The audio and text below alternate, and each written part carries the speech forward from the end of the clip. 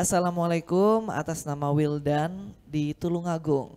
Habib izin bertanya, saya mendapatkan garam rukyah untuk dicampurkan air ketika mandi dan gula rukyah untuk dikonsumsi dari orang tua saya.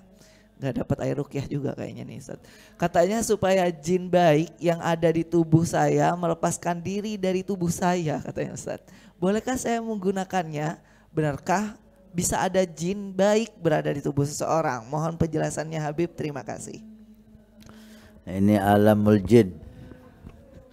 Ini Ustadz Imran ini tugasnya ini. Ala kulli hal. Tentang jin. Jin makhluk Allah Subhanahu wa taala.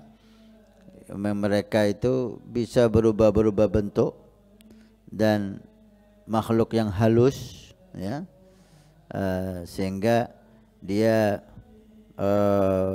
bisa masuk ke tubuh seseorang adalah jin, dan itu terbukti. Ada orang kesurupan jin, gitu ya, kemasukan jin, kena tempel jin. Ala kulli hal, dan itu terjadi, dan itu ada, dan itu kita saksikan. Naam. Dan jin, ada jin muslim, ada jin kafir, sama dengan manusia. Ada jin wali, ada jin fasik, ada jin fajir, persis seperti manusia jin itu. Persis seperti manusia. Bahkan ada jin sahabat hadir bersama Nabi SAW ketika di Taif. Nabi dilempari batu, bersandar di satu pohon. Datang Adas, salah satu budak, memberikan Nabi anggur, dan diajaklah oleh Nabi Adas untuk masuk Islam. Cerita panjang, masuk Islam Adas dan dibacakan ayat Al-Quran. Kemudian Nabi ketika membaca Al-Quran, sebagian kelompok jin mendengar Al-Quran itu dan beriman. Sampai dalam Al-Quran ditulis surat jin, ada surat jin. Wala kulli hal, jin makhluk Allah Subhanahu wa taala seperti manusia, cuma dia makhluk yang halus, kita dikatakan makhluk yang kasar, ya. Dia bisa melihat kita, kita nggak bisa melihat dia. Nanti di hari kiamat terbalik. Kita bisa melihat dia, dia nggak bisa lihat kita. Ya, kata-kata ulama. Wala kulli hal, dan jin itu dia sebetulnya dikatakan oleh ulama, dia tidak berani menampakkan sosok apapun kepada manusia. Tak berani dia. Kenapa? Karena menjadi hukum ketika jin itu menampakkan kepada manusia dengan sosok apapun, kan dia bisa berubah-ubah, ya.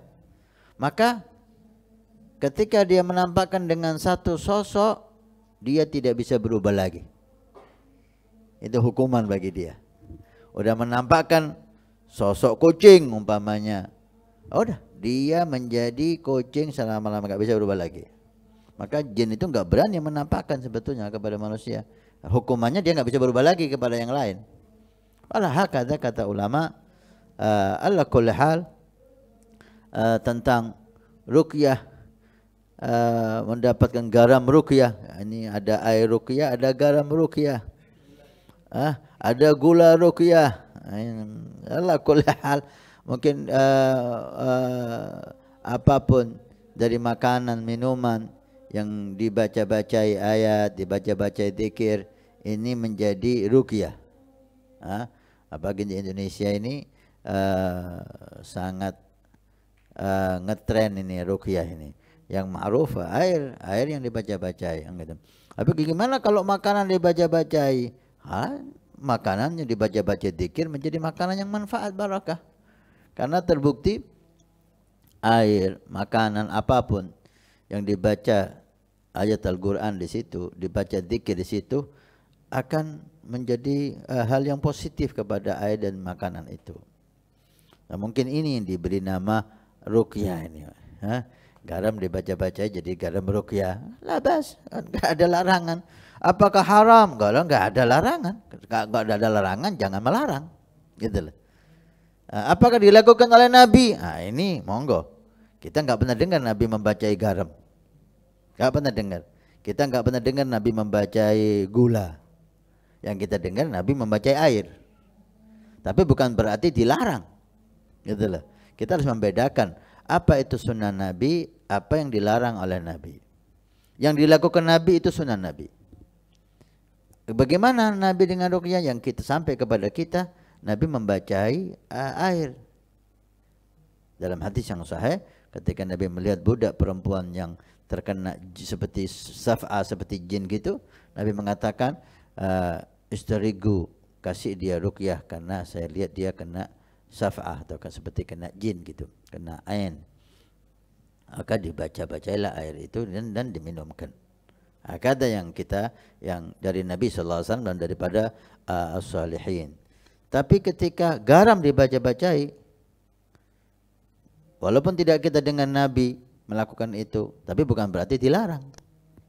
Gula dibaca-bacai, kita enggak dengar Nabi melakukan itu, tapi enggak dilarang. Yang jelas, yang pasti, semua makanan, minuman dibacai ayat Al-Quran, dzikir, itu menjadi bagus. Jadi bagus. Apakah boleh? Ya silahkan. Mandi dengan air yang dicampuri garam, fadhal, silahkan.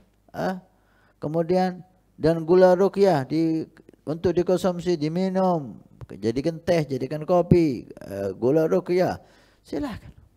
Yang penting jangan terlalu ifrat lah, gitulah. Jangan melebihi batas. Jangan melebihi batas. Ruqyah, makanan dan minuman yang dibaca-bacai berkah insyaallah, tapi jangan melampaui batas. Gitu. Melampaui batas sehingga kemasukan adat-adat yang di luar Islam. Air ruqyah dikasih 7 macam kembang. Ini sudah melebar ini. Sudah melebar. Dilarang? Enggak ada larangan. Tapi ini sudah masuk ke dalam peribadatan, kebiasaan yang dilakukan orang-orang non-muslim. Ini tidak dihimbau. Takutnya terlalu kebabas ke sana nanti, melebar ke sana. Lakukan yang dilakukan oleh Nabi SAW.